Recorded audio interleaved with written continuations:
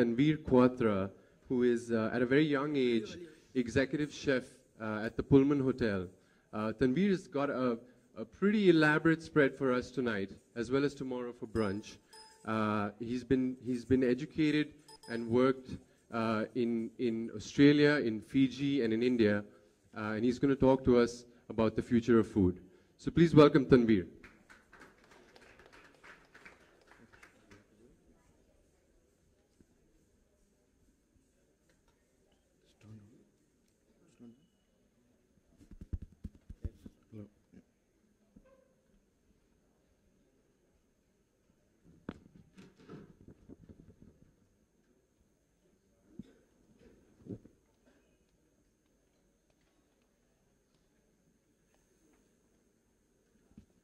Thank you, Rishabh. You were very kind with my introduction. So I'm going to talk about food and what are the current trends. Food is actually one of the most indispensable part of our life.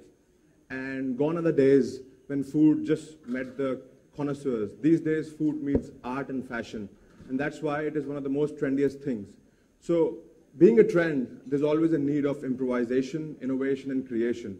So I'm going to be talking some of the trends which are currently leading the market, or slated to make a mark in the coming future.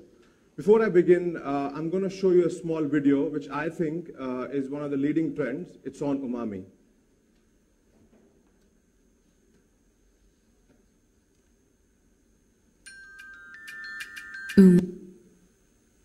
Umami is the fifth taste. Umami is Japanese for delicious. Umami is savory. Umami is subtle. Umami is in every drop. Kikkoman. Taste more. I think the video says it all. So umami is actually the fifth taste after sweet, salty, sour, and bitter. And this is a trend which is really going to make a big mark and big leaps in coming years. Few of the examples of umami flavors are basically seaweed, soya, mushrooms, your Chinese cabbage, which is wombok, Italian cheeses like pecorino, parmesan, truffle oil. So these are the things which we're talking about when I say umami. Now, nowadays in supermarket, you actually can find umami seasonings. You can actually find umami paste.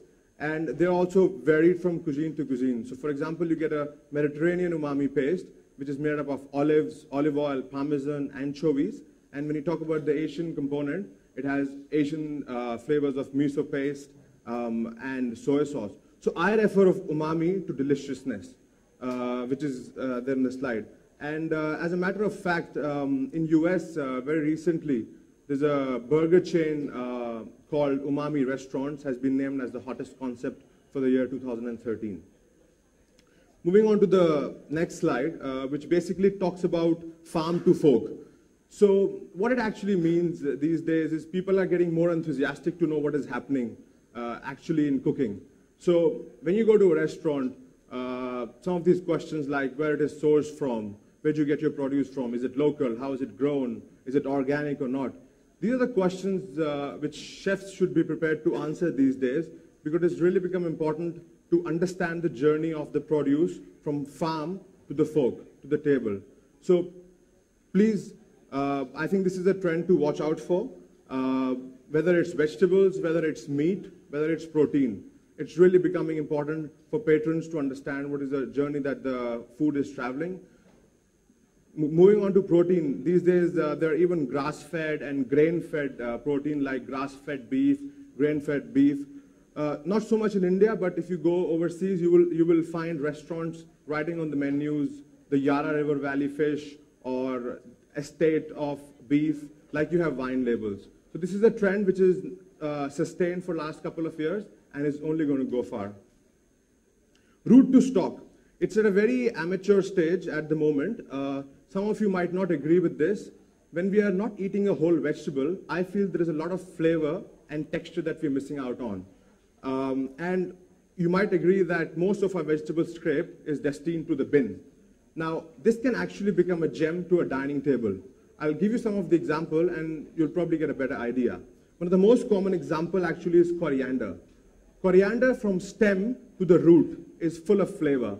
Now we think that leaf of a coriander has got the most flavor. It's actually the opposite. The root of the coriander possesses the immense flavor, and that's the reason why it is one of the most extensively used in Thai cooking.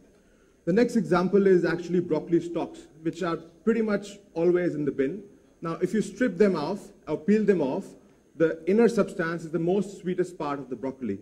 Some of the other examples which I'll share are apple cores, your citrus peels, even potato peels. These days, potato peels are deep fried, and then again you have things like truffle salt or umami seasoning, which are fried and used as a comfort food. Next thing I'll talk about is artisanal sandwiches. Now, to me, artisanal sandwiches have really made strong inroads. And I actually mean in terms of express lunches. And when I refer express lunches, I'm talking about the big IT sector, the big corporate hubs, which are developing. People want to have a quick bite. They don't want a Britannia sliced bread anymore. They want to talk about more upmarket gourmet sandwiches. We're talking about ciabatta. We're talking about paninis. And what we do at Pullman Gurgaon is instead of doing a triple-decker club sandwich, we do a club ciabatta. So we use a ciabatta bread, and we create all the components of a club sandwich in a ciabatta bread. So this is a trend which is going to go places, and it's a really strong hold on it. So next one is actually talking about food halls. So we're going to bid farewell to food courts and warm welcome to food halls. Food halls are basically departmental stores which serve local produce and varieties of imported and produce in a form of a departmental stores. Now, it's making a slow inroads in the market. Along with it, in food halls, we have branded departmental restaurants. They might be a little expensive, but it has got a little niche and feel-good factor about it. So in the coming future, you'll see a lot of food courts being converted into food halls. There are few around in the country. Future Group in India is doing pretty well with the food hall concept. Trends in modern cooking. I'm actually going to talk a bit of chef's language when I talk about trends in modern cooking. Slow cooking is the way forward. And I'm actually referring to some of the techniques like sous vide, braising, and stewing. Sous vide is a technique where we cook at a very lower temperature under a vacuum pressure. You can actually see the picture on the right.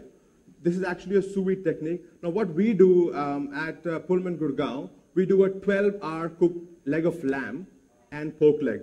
So on Sunday midnight, we put the pork leg marinated and lamb leg marinated in the oven, and by the time we hit the Sunday brunch, it's almost ready to go. Some of the other techniques I may refer to are dehydrating, drying, salting. These are the techniques which help us manipulate the flavors of the vegetables, of certain things that we are primarily supposed to eat raw. This is one of the most important trends, no diners left alone.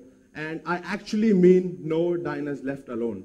It has really become important to accommodate vegetarians, vegans, and gluten-free. And gone are the days where chefs would be complacent about their requirements. So please don't be surprised if you enter a restaurant and waiters come up asking you about, are you allergic to something, or is there a specific dietary requirement? Are you a lactose intolerant or celiac? Because nowadays, chefs who really want to have a cutting edge are planning more on these menus. I'm actually a pure meat eater and stuff, but I really promote vegetarianism because a good vegetarian meal for a patron is a success of a chef. Now we've talked a lot about global changes in food and stuff. I'm going to give you two trends which have changed Delhi and which are really going to keep Delhi on the move. One is a bolder palate, and other is, of course, the Mecca of food. When I say bolder palate, I'm actually referring to the change in the palate, which used to be shyer. Previously, I'll talk about 5-6 years ago, people used to be more shyer on trying different things like beef, or you talk about foie gras, you talk about different crustaceans. But nowadays, people have become much more bolder, primarily because of the travel and the presence of expat in our capital, and so on and so forth. At this point, I would actually like to mention, we've always underestimated our customer, which is something we should always avoid, because people have well-traveled, they know what's happening in the market. So future of food, bolder palates, especially in Delhi NCR. Chandni Chowk. Now, if we talk about food, I think we can't miss on Chandni Chowk, and you'll see such glimpses on the spread tonight. Chandni Chowk, of course, referred as Mecca of food, will, no matter what trends hit the market, this is just going to fit in there. So things like your Nihari, Halim are always going to be there, and just makes you remind of what's been happening for a decade ago. Before I leave the stage, I'm going to actually talk about a few buzzwords which are going to echo around in the market in 2014. The first one is going to be the tonka bean. Tonka bean is actually a bean which looks like a vanilla, but it is in a form of a capsule. It has reminiscence of vanilla. It has got the nuttiness of an almond and strengths of cinnamon and clove. Ruby grapefruit. Ruby grapefruit to me is one of the most palatable citrus fruit. You might not like it in the first go, but please don't give up on it. Keep trying it. It's very healthy. You can have it in your salads. You can have it in your breakfast table. Freshly squeezed grapefruit juice would probably give you a good day. Guavans. Guavans are basically in a simple term, I would refer them as the Chinese sandwiches. Basically using things like Peking duck, using things like your barbecue pork belly, or even things like mapai tofu in a very soft, spongy bun. Burnt garlic. Now, garlic is something which can be used at different flavors and different intensities. Burnt garlic to me is another flavor which is really going to catch up. And tomorrow on our brunch, when you come back, I'm going to serve you all a burnt garlic and spinach risotto, which is one of our specialities. Vegetarianism, as we talked about. Quinoa is something which has been in there for market for last couple of years and is only going to go far. Peruvian and Korean influences along with Vietnamese cuisine. Comfort food, good service. I think this is how 2014 is shaping up to be. And I look forward to see you all at Pullman, Gurgaon to give you experience of all these things. Thank you so much.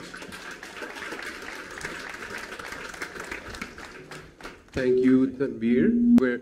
We have two more talks for you before